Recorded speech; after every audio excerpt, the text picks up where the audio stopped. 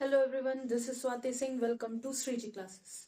Structure of Atom class 11th का जो chapter है सेकंड चैप्टर उसका हम लोग सारे एग्जाम्पल सॉल्व कर चुके थे। आज हम एक्सरसाइज स्टार्ट करेंगे।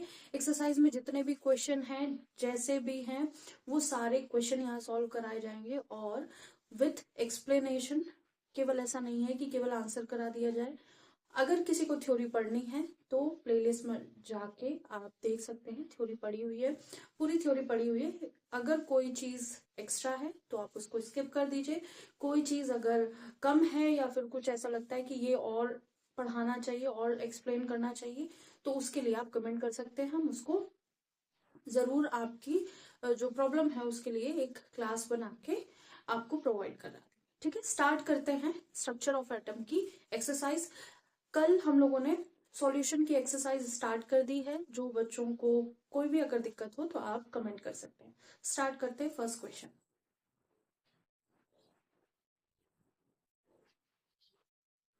फर्स्ट क्वेश्चन है हमारा, calculate the number of electrons, calculate the number of electrons. जिन बच्चों को ऐसा लग रहा हो कि बहुत शॉर्ट में है तो एनसीईआरटी में आप क्वेश्चन अपना देख सकते हैं। ठीक है, calculate the number of electron which will together weigh 1 gram, which will together weigh 1 gram। ठीक है, कैलकुलेट करना है नंबर ऑफ इलेक्ट्रॉन जो 1 ग्राम के बराबर होते हैं या फिर 1 ग्राम में कितने नंबर ऑफ इलेक्ट्रॉन्स होते हैं। ये फर्स्ट क्वेश्चन है। फर्स्ट क्वेश्चन का फर्स्ट पार्ट है। ठीक है, सेकंड पार्ट भी लिख लेते हैं, दोनों एक साथ सॉल्व करेंगे। ठीक है, सेकंड पार्ट में क्या है, calculate the mass and charge of 1 mole of electron. Calculate the mass and charge on 1 mole of electron। ठीक है, ये फर्स्ट क्वेश्चन के दो पार्ट हैं, दोनों सॉल्व करेंगे। 1 मिनट देते हैं आपको क्वेश्चन लिखने का और समझने का।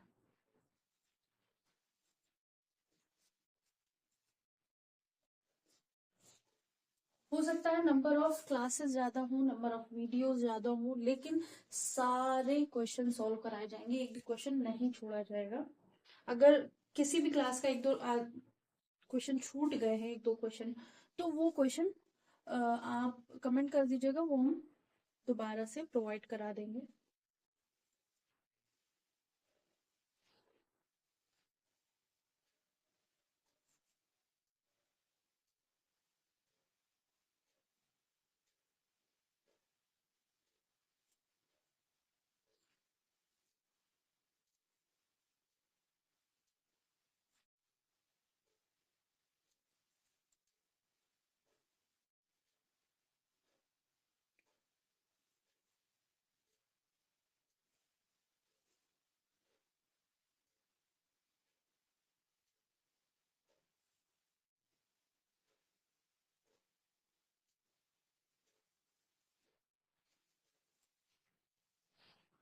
तो क्या है, हमको कैलकुलेट करना है 1 ग्राम इलेक्ट्रॉन में कितने नंबर ऑफ इलेक्ट्रॉन्स होते हैं।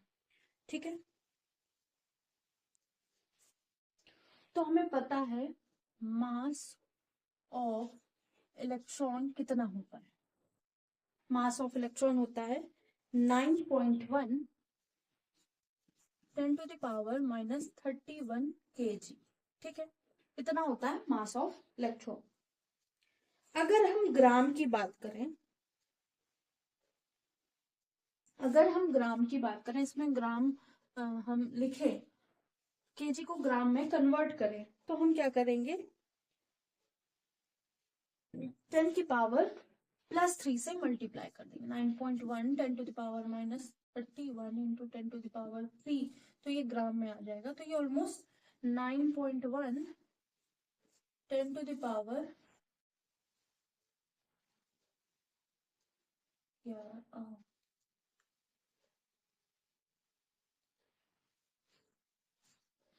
-28 ग्राम के आसपास आ जाएगा, ठीक है। -28 ग्राम के पास आसपास आ जाएगा। तो अगर हम लिखे, ये तो ग्राम में है, इसको अगर 1 ग्राम ऑफ इलेक्ट्रॉन कितना होगा, 1 ग्राम, ये तो कितने हैं, मास ऑफ एक इलेक्ट्रॉन, मास ऑफ 1 इलेक्ट्रॉन, ठीक है। Mass of 1 gram of electron के लिए क्या चाहिए होगा, इसको हम 1 मास अपॉन मास तो है, ऐसे लिख सकते हैं इसको। हमको एक इलेक्ट्रॉन के मास का पता चल गया, ठीक है, हमको एक इलेक्ट्रॉन के मास का पता चल गया। अब हम क्या करेंगे, 1 ग्राम में कितने इलेक्ट्रॉन है फाइंड आउट करेंगे, ठीक है। तो नंबर ऑफ इलेक्ट्रॉन इन 1 ग्राम, ठीक है। तो जितना भी मास होगा, mass upon mass of electrons upon mass of 1 electron, यही तो करेंगे कि पूरे मास को एक इलेक्ट्रॉन के मास से डिवाइड कर देंगे तो हमें नंबर ऑफ इलेक्ट्रॉन्स मिल जाएंगे। तो यहाँ पे कितना है, 1 ग्राम मास है, और यहाँ कितना है 9.1 10⁻⁻28 ग्राम, ठीक है। तो ये जो भी रेशियो बनेगा, तो ग्राम से ग्राम कैंसिल, हमें नंबर ऑफ इलेक्ट्रॉन्स मिल जाएंगे। इसको कैलकुलेट करेंगे तो आंसर आएगा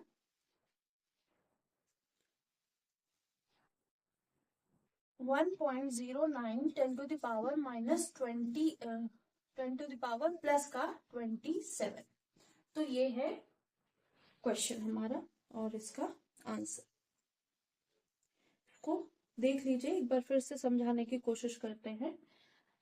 हमको 1 ग्राम के अंदर कितने इलेक्ट्रॉन होंगे, 1 ग्राम कुछ है, 1 ग्राम इलेक्ट्रॉन है, उसके अंदर कितने नंबर ऑफ इलेक्ट्रॉन होंगे। अगर हम कह देते हैं कि 1 kg कोई चीज है, 1 kg एप्पल ले लिया, तो 1 kg एप्पल में कितने नंबर ऑफ एप्पल होंगे।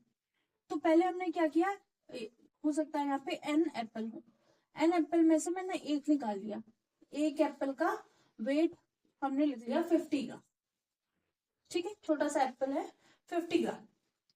अब हमें पता करना है कि पूरे 1 kg में कितने एप्पल है, तो 1 kg कितना होगा 1000 ग्राम अपॉन 50 ग्राम का एक एप्पल है। तो हमें पता चल गया कि इसके अंदर कितने एप्पल हैं, इसके अंदर 20 एप्पल है, ठीक है। तो 1 kg में 50-50 ग्राम के 20 एप्पल है, ठीक है। हो सकता है कोई छोटा हो कोई बड़ा हो, तो हमें एक आइडिया लग गया कि 20 एप्पल होंगे, ठीक है। अब ऐसे ही कहा गया कि 1 ग्राम में कितने, 1 ग्राम अगर इलेक्ट्रॉन है उसमें नंबर ऑफ इलेक्ट्रॉन कितने होंगे, कितने इलेक्ट्रॉन मिलके 1 ग्राम इलेक्ट्रॉन बना रहे होंगे। तो मास ऑफ 1 इलेक्ट्रॉन तो 9.1 10⁻⁻31 होता है, ठीक है। हमने इसको केजी को ग्राम में चेंज कर दिया, ठीक है, 1000 से मल्टीप्लाई कर दिया, तो 9.1 10⁻⁻28 आ गया। अब नंबर ऑफ इलेक्ट्रॉन हमें चाहिए, तो जितना भी मास था हमारे पास उसको 1 के मास से डिवाइड कर दिया, हमें नंबर ऑफ इलेक्ट्रॉन्स मिल गए। तो होप सो ये आंसर, ये क्वेश्चन समझ में आया होगा। सेकंड पार्ट की तरफ चलते हैं, इसको नोट कर लीजिए।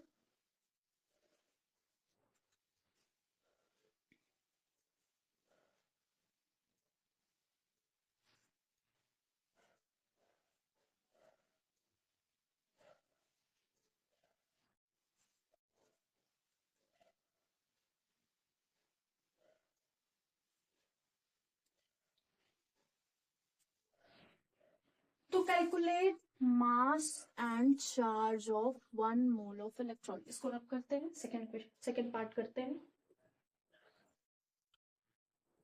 तो हमारे पास क्या है, मास फाइंड आउट करना, चार्ज फाइंड आउट करना, हमारे पास 1 मोल इलेक्ट्रॉन है, तो number of electrons is equal to 1 mole, ठीक है। नंबर ऑफ इलेक्ट्रॉन हमारे पास कितने हैं, 1 मोल। 1 मोल को हम कितना लिख सकते हैं, 6.02 10 टू द पावर 23 इलेक्ट्रॉन्स। ठीक है, इतने इलेक्ट्रॉन्स होंगे। अभी हमें मास चाहिए, मास ऑफ 1 इलेक्ट्रॉन कितना होता है, 9.1 10 टू द पावर -31 kg। ठीक है, kg में निकाल लेते हैं, अगर ग्राम में होगा तो 10 की पावर 3 से मल्टीप्लाई कर लेते। अब mass of 1 mole of electron is equal to, जितने 1 मोल में जितने इलेक्ट्रॉन होंगे और एक इलेक्ट्रॉन का जितना मास होगा उससे मल्टीप्लाई कर देंगे। 9.1 10 to the power -31 into 6.02 10 to the power 23। ठीक है, इसको हम कैलकुलेट करते हैं। ये ऑलमोस्ट आ जाएगा 50।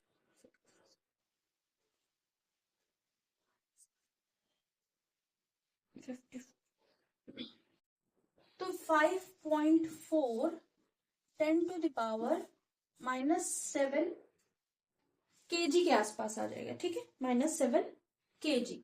तो ये हो गया हमारा मास ऑफ 1 मोल ऑफ इलेक्ट्रॉन। इसको याद करना चाहे याद कर सकते हैं। फ्रिक्वेंटली अगर कहीं पूछा जाता है तो हम इतना लंबा हिसाब किताब लेके नहीं बैठेंगे। ठीक है,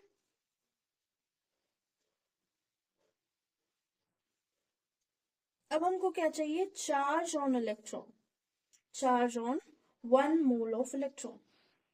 इसी के साथ ही कर लेते हैं, charge on 1 electron. Charge on 1 electron कितने होगा, चार्ज ऑन 1 इलेक्ट्रॉन होगा 1.6 10 टू द पावर -19 कूलॉम। ठीक है, ये है चार्ज ऑफ ऑन 1 इलेक्ट्रॉन। और एक मोल में इतने इलेक्ट्रॉन हैं, तो total charge on 1 mole, on 1 mole electron is equal to कितना हो जाएगा, ये इसका पार्ट है। ठीक है, ये कितना हो जाएगा, हमारे पास एक इलेक्ट्रॉन में 1.6 10 to the power -19 coulomb charge है। हमारे पास नंबर ऑफ, एक मोल में इतने इलेक्ट्रॉन है, एक मोल में इतने इलेक्ट्रॉन है और एक इलेक्ट्रॉन का इतना चार्ज है। इससे मल्टीप्लाई कर देंगे तो सारे इलेक्ट्रॉन जो मिलकर एक चार्ज बना रहे होंगे वो हमको पता चल जाएगा। ठीक है, इसको मल्टीप्लाई में 636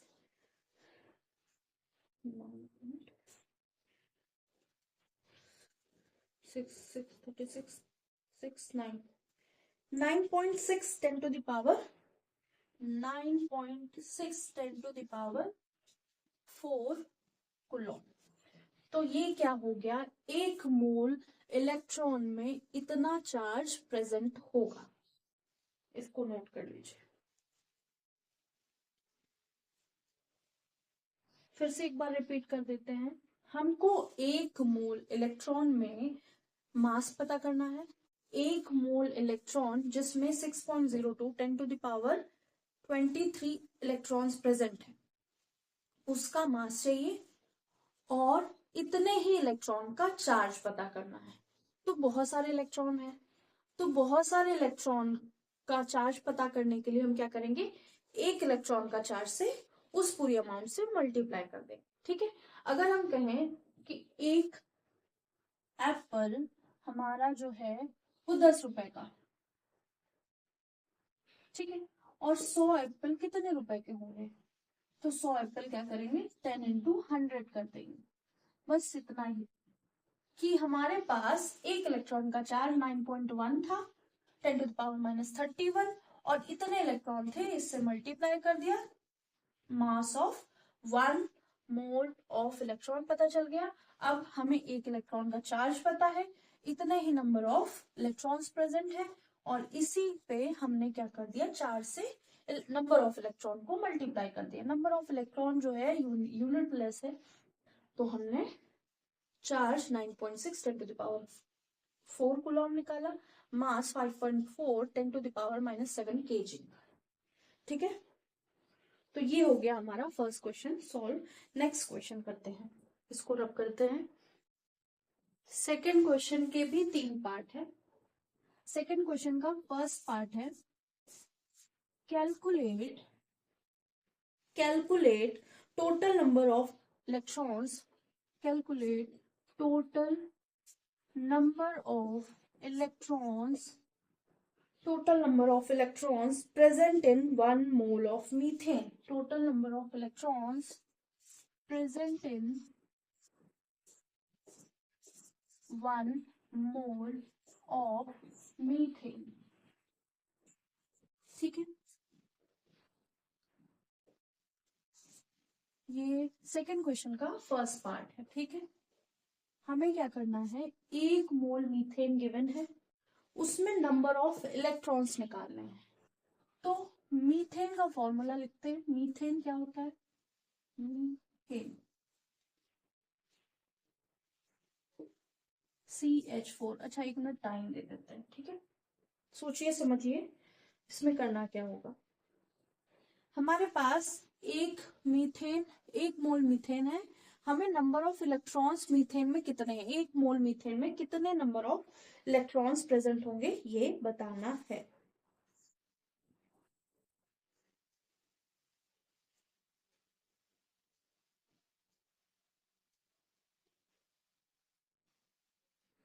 ठीक है, तो अभी चीजें समझ में आ गई होंगी। अब हम यहाँ देखेंगे number of electrons in 1 methane, 1 molecule of methane. 1 mole molecule जो मीथेन का है, एक मीथेन का जो मॉलिक्यूल है उसमें कितने नंबर ऑफ इलेक्ट्रॉन्स होंगे।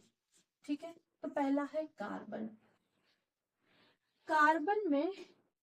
कार्बन का क्या होता है, एटॉमिक नंबर 6 होता है, तो 6 ही इलेक्ट्रॉन होंगे। हाइड्रोजन का एटॉमिक नंबर 1 होता है, तो इसका भी इलेक्ट्रॉन 4 होंगे क्योंकि 4 हाइड्रोजन है। तो 10 इलेक्ट्रॉन्स प्रेजेंट हैं कहाँ, मीथेन में, एक मीथेन में। ठीक है, एक मॉलिक्यूल ऑफ मीथेन। अब हमें क्या चाहिए, number of electrons in 1 mole of methane. 1 mole methane, 1 मोल में कितने होते हैं, 6.02 10⁻23 पार्टिकल्स प्रेजेंट होते हैं। तो हमारे पास 10 इलेक्ट्रॉन हैं एक में, तो 6.02 10⁻23 में कितने इलेक्ट्रॉन्स होंगे, तो ये हो गया 6.02 10⁻24 electrons present in 1 mole of methane. Second part करते हैं, तो होप्सो ये समझ में आ गया होगा। सेकेंड पार्ट है, इसको फिर से समझा देंगे, पहले सेकेंड पार्ट एक बार देख लेते हैं। Calculate, find the total number and total mass of neutron. Find A total number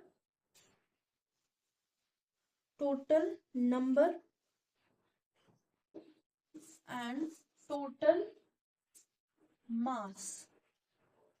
पहले टोटल नंबर निकालना है, फिर total mass of neutrons. Neutrons का मास निकालना है। ठीक है, टोटल नंबर कितने न्यूट्रॉन है और कितने उन न्यूट्रॉन्स का कितना मास है। ठीक है, इन 7 मिलीग्राम ऑफ कार्बन 14। कार्बन 14 में कितने जो 7 ग्राम कार्बन 14 है उसमें कितने न्यूट्रॉन है और उन न्यूट्रॉन का मास कितना है। ठीक है,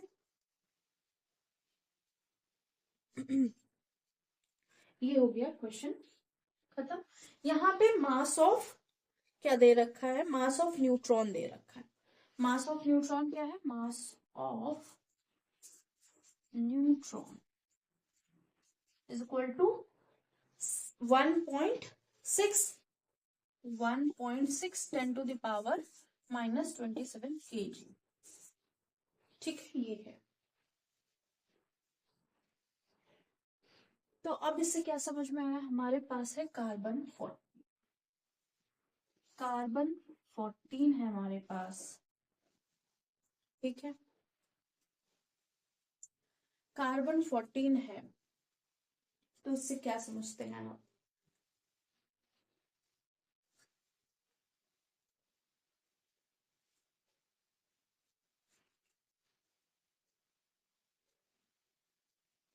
तो लिख लिया होगा क्वेश्चन, स्टार्ट करें क्वेश्चन।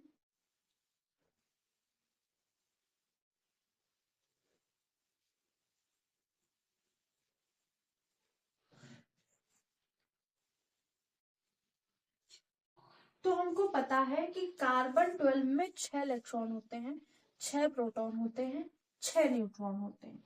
यहाँ पे क्या है, हमारे पास कार्बन 14 है। कार्बन 14 में नंबर ऑफ न्यूट्रॉन कितना होगा, 14 माइनस जेड, जेड क्या होगा 6 है, तो नंबर ऑफ न्यूट्रॉन्स आ गए 8। ठीक है, नंबर ऑफ न्यूट्रॉन्स आ गए 8। आ गई बात समझ में? नहीं आई तो फिर से बताते हैं।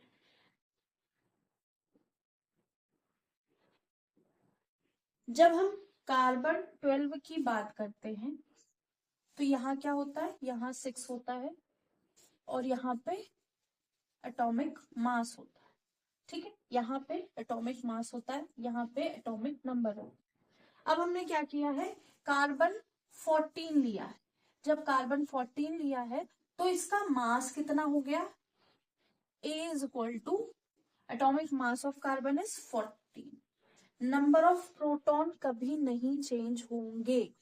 ठीक है, नंबर ऑफ प्रोटॉन्स कभी नहीं चेंज होंगे, इलेक्ट्रॉन और न्यूट्रॉन में चेंजेस देखने को मिलेगा। ठीक है, तो Z जो है एटॉमिक नंबर है वो हमेशा 6 रहेगा।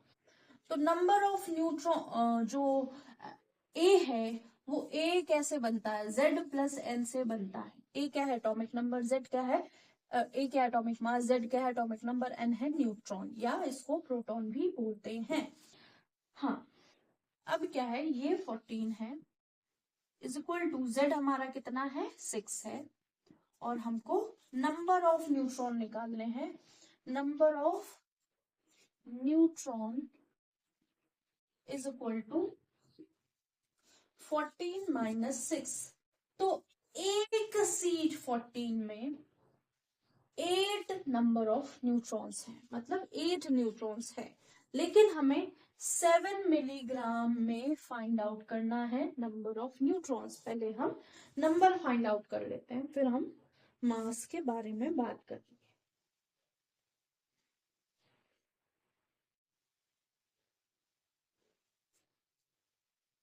ठीक है, शुरू करें। तो number of neutrons in 7 milligram C4। ठीक है, तो हमारे पास मास कितना है 7, 10 टू द पावर कितना मिलीग्राम है, तो इसको ग्राम में चेंज करेंगे, -3 ग्राम। और टोटल मास कितना था, एटॉमिक मास 14। एक कार्बन का मास कितना है 14, और हमारे पास मास कितना अवेलेबल है 7 मिलीग्राम। ठीक है, इसको मल्टीप्लाई कर देंगे 6.02 10 टू द पावर 23 से। ठीक है, और साथ में मल्टीप्लाई कर देंगे 8 से।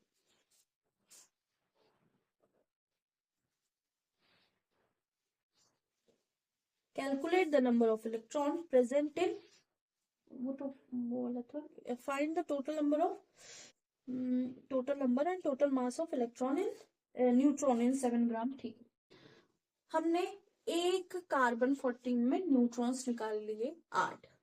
हमको 7 ग्राम कार्बन 14 में नंबर ऑफ क्या निकालने हैं, न्यूट्रॉन्स। तो हमारे पास नंबर ऑफ न्यूट्रॉन्स है 8। एक मोल में इतना होता है 6.02 10⁻23 और हमारे पास इतना मास है, इतना एक कार्बन का मास है। तो हमें पता चल जाएगा कितना मास है, मतलब कितने नंबर ऑफ कार्बन 14 है। जितने नंबर ऑफ कार्बन 14 है उसका इससे मल्टीप्लाई कर देंगे, उसका 8 से मल्टीप्लाई कर देंगे, हमें पता चल जाएगा नंबर ऑफ न्यूट्रॉन्स कितना है। तो इसको कैलकुलेट करते हैं। 7 2 से जाएगा,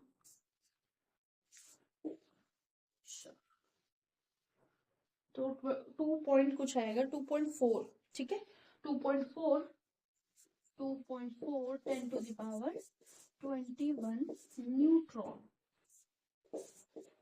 अगर आप ये वैल्यू नहीं रखना चाहते हैं तो अब हम बोलेंगे 4 मोल न्यूट्रॉन। ठीक है, 4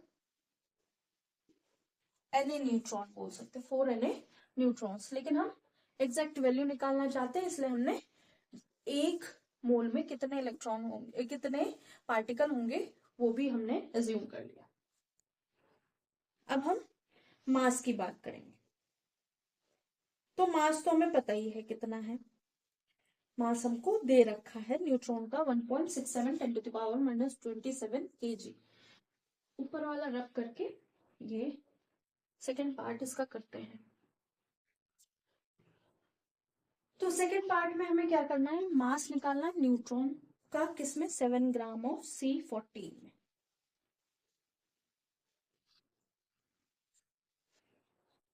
तो मास ऑफ 1 न्यूट्रॉन कितना आया है, कितना गिवन है, 1.6 10⁻27 kg। और तो नंबर ऑफ न्यूट्रॉन्स कितने हैं, नंबर ऑफ न्यूट्रॉन्स हमारे पास है, ये जो वैल्यू आई है 2.4 10⁻21 न्यूट्रॉन। 7 ग्राम में इतना ही न्यूट्रॉन है। जब एक न्यूट्रॉन की इतनी वैल्यू है तो 7 ग्राम में जितने न्यूट्रॉन होंगे उसकी, तो total mass of neutron in 7 milligram C14 is equal to 2.4 10⁻21 into 1.6 10⁻⁻27।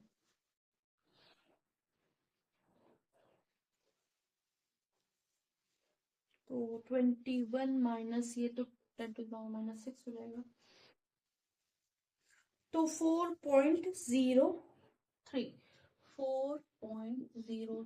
10⁻6 ग्राम। ठीक है, हमने यहाँ पे ग्राम को मिलीग्राम को ग्राम में कन्वर्ट कर लिया।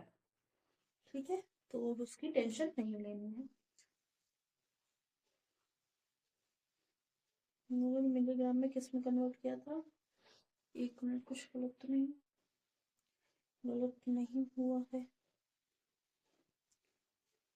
अच्छा, ये केजी में गिवन है ना, ये केजी में गिवन है, तो हम केजी में लिखेंगे, ये केजी में लिखेंगे। ठीक है, हाँ ठीक है, ये केजी में मास हमको गिवन था, तो हम नंबर ऑफ न्यूट्रॉन्स में तो कोई वैल्यू होगी नहीं, कोई यूनिट होगी नहीं, जितना ए नंबर होंगे उसी से मल्टीप्लाई कर देंगे हम, जो भी हमारे एक न्यूट्रॉन का मास है।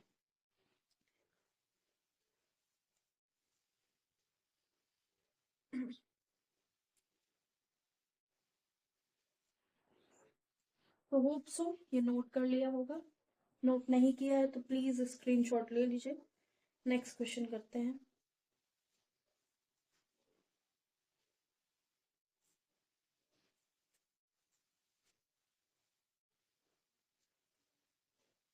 थर्ड पार्ट करते हैं इसका, ये भी कुछ ऐसा ही है, इसको रख करके थर्ड पार्ट।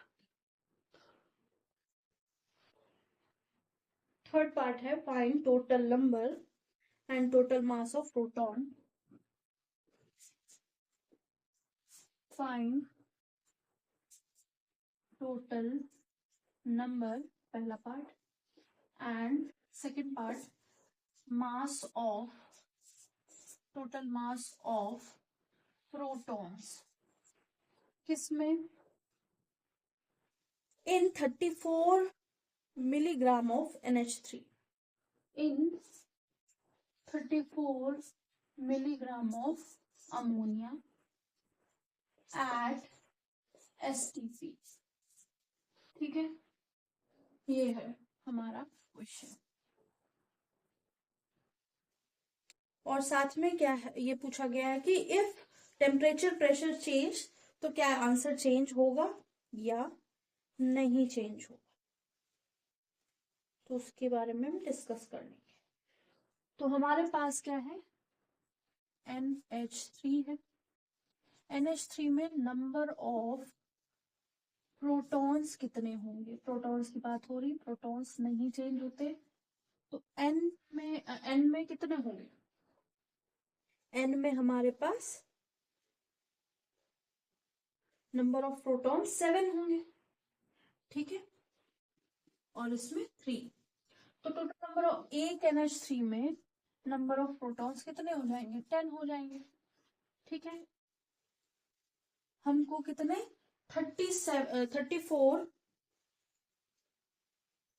34 मिलीग्राम में चाहिए,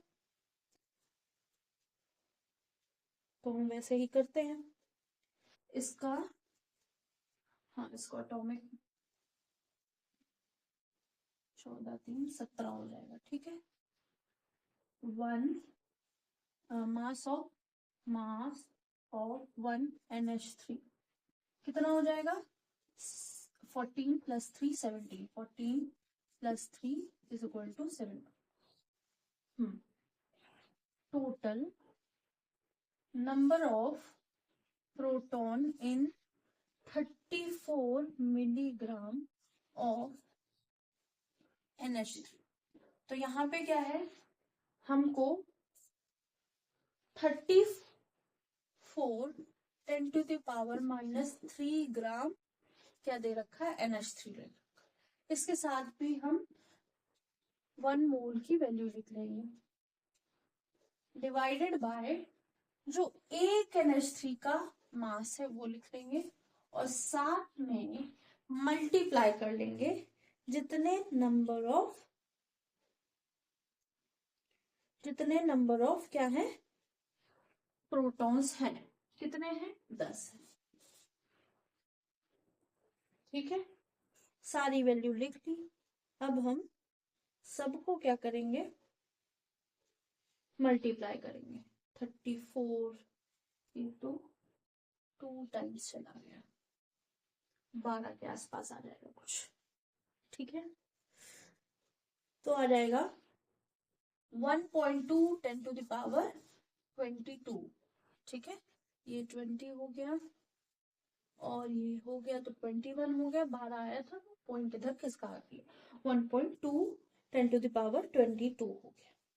अब हमें क्या चाहिए, total mass of proton, proton का कितना मास होगा, total mass of proton in 34 milligram of NH3। तो सेम है, कुछ चेंज नहीं हुआ है, तो इसलिए इसको थोड़ा सा फास्ट कर लिया। तो एक प्रोटॉन का मास कितना होता है, 1.67 10⁻⁻27 kg, और नंबर ऑफ प्रोटॉन कितने हैं, 1.2 10⁻22। तो टोटल मास ऑफ प्रोटॉन कितना हो गया, वो हो गया हमारा 22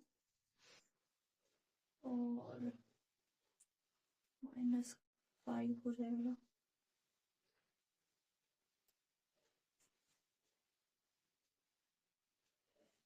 तो ऑलमोस्ट 2.01 10⁻⁻5, ठीक है, -5 ये इसका करंट, तो ये है, ये kg में आएगा। ये हो गया हमारा सारे प्रोटॉन की कहानी। वहां पे हमें न्यूट्रॉन का मास गिवन था, यहाँ पे प्रोटॉन का मास नहीं गिवन है, तो हमने अपनी तरफ से जो हमें याद था वो हमने लिख लिया।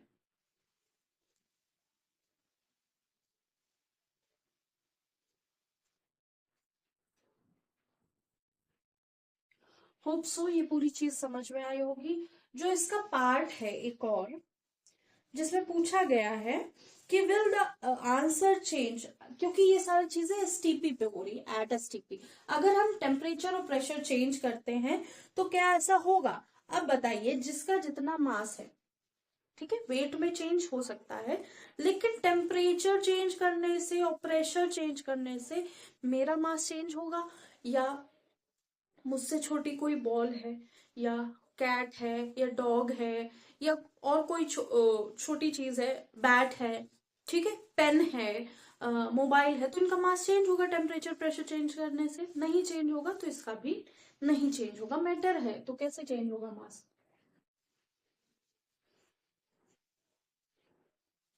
ठीक है, तो अब हम नेक्स्ट क्वेश्चन पे आते हैं।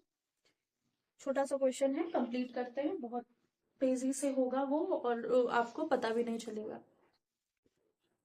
हमको कुछ एलिमेंट्स दे रखे हैं, question, find number of neutrons and number of protons. Find number of neutrons and protons in nuclei. ठीक है, कुछ न्यूक्लियाई दे रखे हैं, जैसे फर्स्ट है हमारा, एक क्वेश्चन के साथ ही करेंगे, बहुत इजी है। C6H13, सेकेंड है OA16, थर्ड है हमारे पास Mg1224। ये सब देखे होंगे आपने, नहीं देखे होंगे तो आज देख के समझ जाएंगे। ठीक है, अगर केमिस्ट्री ली है तो पढ़नी पड़ेगी। आयरन कितना होगा? 2656, 2656। और लास्ट है हमारा स्ट्रॉन्सियम 3888, स्ट्रॉन्सियम 3888। तो कार्बन में हमें बताने हैं प्रोटॉन्स। ठीक है, प्रोटॉन्स को P से रिप्रेजेंट कर देंगे, नीचे कुछ भी दिया है ये सफिक्स में, डाउन साइड में कुछ भी दिया है वो क्या होगा? प्रोटॉन। तो यहाँ नंबर ऑफ प्रोटॉन 6 है, यहाँ नंबर ऑफ प्रोटॉन्स 8 है, यहाँ नंबर ऑफ प्रोटॉन्स मैग्नीशियम में कितने हैं? 12 है। आयरन में नंबर ऑफ प्रोटॉन्स 26 है, स्ट्रॉन्सियम में नंबर ऑफ प्रोटॉन 38 है। अब क्या है, हमें चाहिए न्यूट्रॉन, नंबर ऑफ न्यूट्रॉन।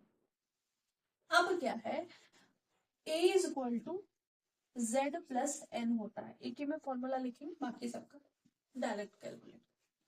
तो A हमारे पास कितना है? 13 दे रखा है, N is equal to A minus Z कर देंगे, तो क्या है 13 माइनस Z क्या है? नंबर ऑफ प्रोटॉन, ये हो गया 7। तो number of neutrons in carbon is 7। यहाँ पे भी ऐसे करेंगे, neutron is equal to A minus Z, तो कितना हो जाएगा number of neutrons? 16 minus 8 that is 8। यहाँ पे क्या होगा, मैग्नीशियम में neutron is equal to 24 minus 12 is equal to A minus Z is equal to 12। Iron में क्या होगा, number of neutrons 56 minus 26 is equal to 30. Number of neutrons in strontium is equal to 88 minus 38 is equal to 50. Neutral atom में जितने number of proton होंगे उतने number of electron होंगे। Neutron का number change हो सकता है, कोई बड़ी बात नहीं है। कार्बन 12 जो होता है वो न्यूट्रल एटम होता है, कार्बन 13, कार्बन 14 ये वो होते हैं, रेडिएट करते हैं, रेडियो एक्टिव होते हैं एक तरह से। ठीक है, ऑक्सीजन 16 नॉर्मल है, Mg24 नॉर्मल है, इसमें थोड़ा सा चेंज देखने को मिला है, इसमें थोड़ा सा चेंज, बाकी आपको नंबर ऑफ प्रोटॉन और नंबर ऑफ न्यूट्रॉन निकालना पता चल गया।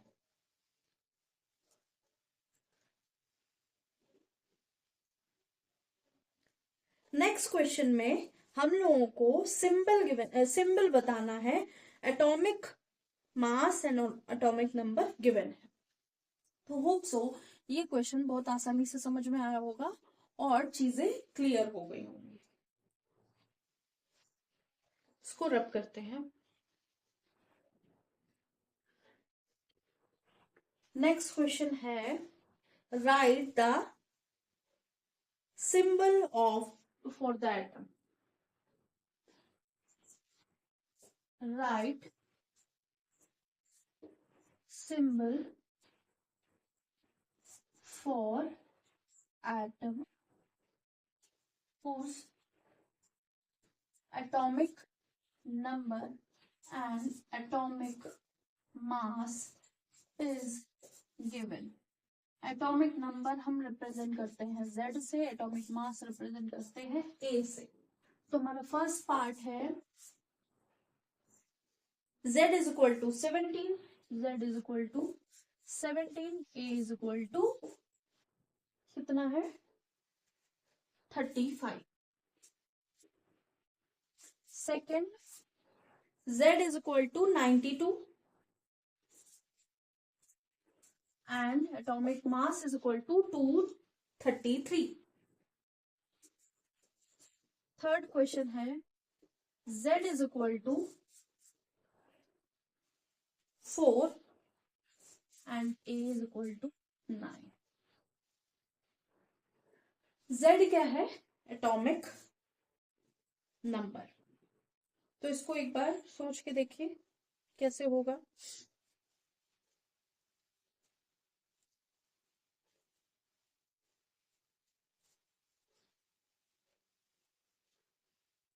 एक मिनट का टाइम देते हैं।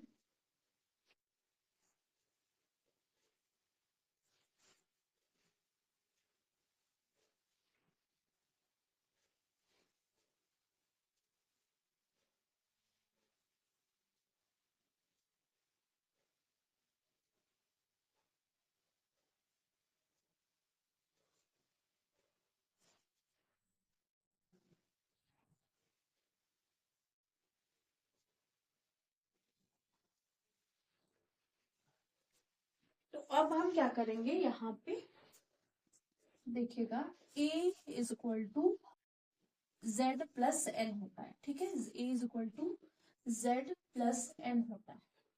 हमने A 35 लिखा और Z को 17 लिखा, तो हमारे पास N कितने आ गए, N आ गए 18। तो ऐसा कौन सा है, वो है क्लोरीन। क्या है, क्लोरीन। एटॉमिक नंबर 17 लिख गया ना, तो क्या है ये हमारे पास क्लोरीन। यहाँ पे A is equal to Z plus N, तो ये कितना है 233, 92 प्लस N, ये कितना होगा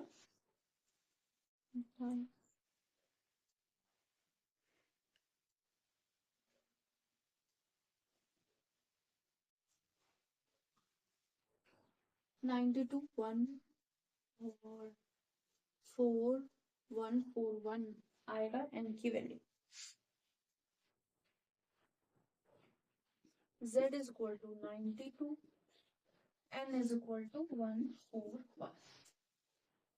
ये किसका है सिंबल, ये है हमारा यूरेनियम का, ठीक है। ये किसका है Z92, ये है यूरेनियम। और यहाँ पे Z इज इक्वल टू 4 है, Z इज इक्वल टू 4 किसका होता है, 4 एटॉमिक नंबर किसका होता है, किसका होता है बेरिलियम, ठीक है, बेरिलियम।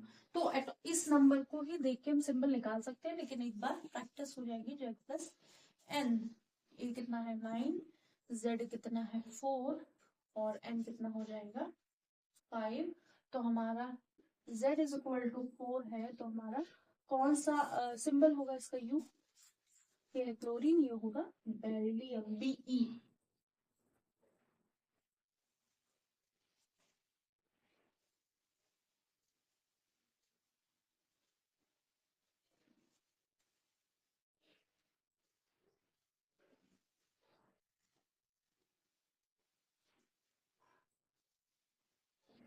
तो ये होप सो ये समझ में आ गया होगा।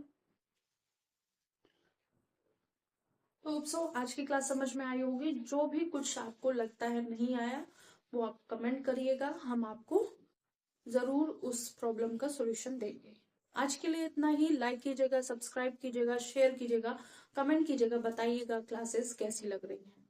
और न्यूमेरिकल की क्लासेस हो सकता है नंबर ऑफ क्लासेस बढ़ जाए, लेकिन सारे क्वेश्चन प्रोवाइड कराएंगे आपको, और आप ऐसा भी हो सकता है एक दिन में 2 क्लास कंप्लीट कर सके। ठीक है, तो जितने भी नंबर ऑफ क्लासेस थ्योरी है और जितने भी नंबर ऑफ प्रैक्टिस सेशन की क्लासेस है वो जरूर अटेंड कीजिएगा।